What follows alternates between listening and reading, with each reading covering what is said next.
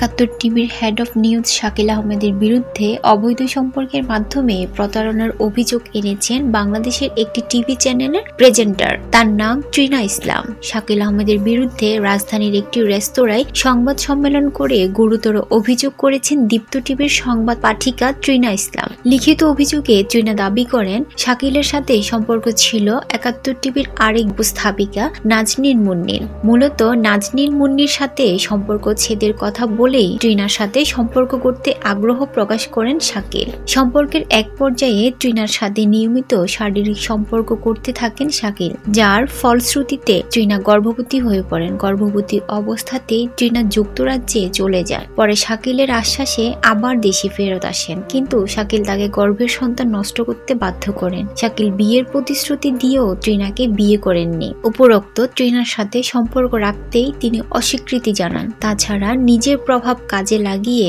তিনি ডাক্তারি পেশায় কর্মরত ট্রিনার সরকারি হাসপাতালে চাকরি থেকেও তাকে সম্প্রতি চাকরিচ্যুত করেছেন। এমত অবস্থায় নিরুপায় হয়ে শাকিলের প্রতারণা, প্রতিহিংসা ও ভ্রূণ হত্যার বিচার চেয়ে সংশ্লিষ্ট সবার দৃষ্টি আকর্ষণ করেছেন ট্রিনা। ট্রিনা ও শাকিলের চ্যাটিং এর স্ক্রিনশট এরই মধ্যে ভাইরাল হয়েছে। ট্রিনা ইসলামের স্বামী আর্টসেল ব্যান্ডের লিড গিটারিস্ট এরশাদ জামান। ট্রিনা ইসলামের বিবৃতিটি তুলে ধরা হলো। আমি ডক্টর ট্রিনা ইসলাম আপনাদের সদয় অবগতির জন্য জানাচ্ছি যে ৭-৮ মাস আগে প্রথমে চাকরির জন্য Shakil Ahmed head of news ৭১ TV এর তার অফিসে যায়। ধীরে ধীরে তার সাথে কথা হয়। সে জানায় তার গার্লফ্রেন্ড নাজনীন মুন্নি চলে গেছে এবং আমার সাথে রিলেশনের আগ্রহ প্রকাশ করে। সে আমার সাথে বিভিন্নভাবে শারীরিক সম্পর্ক গড়ে তোলে। এই সময় আমি গর্ভবতী হয়ে পড়ি। তাকে বিষয়টি জানালে সে আমাকে বাচ্চা নষ্ট করতে বলে। ওই সময় আমি উচ্চতর ডিগ্রির জন্য বাচ্চা পেটে নিয়ে যুক্তরাজ্যে লন্ডনে চলে যাই। তারপর অসুস্থ হয়ে পড়ি।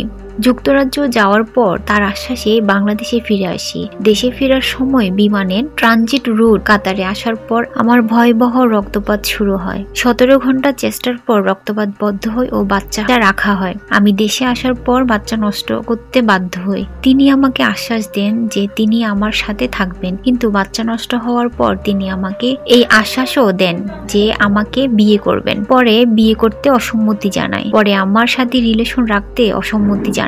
আমি প্রায় ২০ লক্ষ টাকা খরচ করে যুক্তরাজ্যে গিয়ে তার আশ্বাসে দেশে ফিরে আসি। এরপর কোনো এক অনলাইন পত্রিকার সাংবাদিক বিষয়টি জানতে পারে। এই কথা জানার পর শাকিল আমাকে মিথ্যা অপবাদ দেয় ও কুৎসা রটনা করে। বলা হয় আমার সাথে বিভিন্ন মানুষের সাথে সম্পর্ক রয়েছে এবং এই কারণে সরকারি চাকরি চলে গেছে। এমত অবস্থায় আমি তার বিরুদ্ধে প্রতারণা মামলা করতে যাচ্ছি। তার জন্য আজ আমি চাকুরি হতে অব্যাহত পেয়েছি। আমি তার সাথে বারবার সমঝোতা করার চেষ্টা করেছি, তিনি তা করেননি। বরং তিনি ফোন করেছেন এবং আমার সুপারভাইজারকে ফোন করেছেন। আমি একটি সরকারি প্রতিষ্ঠানে চিকিৎসক হিসেবে কর্মরত ছিলাম এবং তার জন্য আজ ৩ নভেম্বর চাকুরি হারিয়েছি। আমার সরলতার সুযোগ নিয়ে প্রেমের ফাঁদে ফেলে এই ধরনের প্রতারণা করার জন্য তার বিচার চাই। বিষয়টি আপনাদের মাধ্যমে সংশ্লিষ্টদের কাছে এর বিচার দাবি করছি।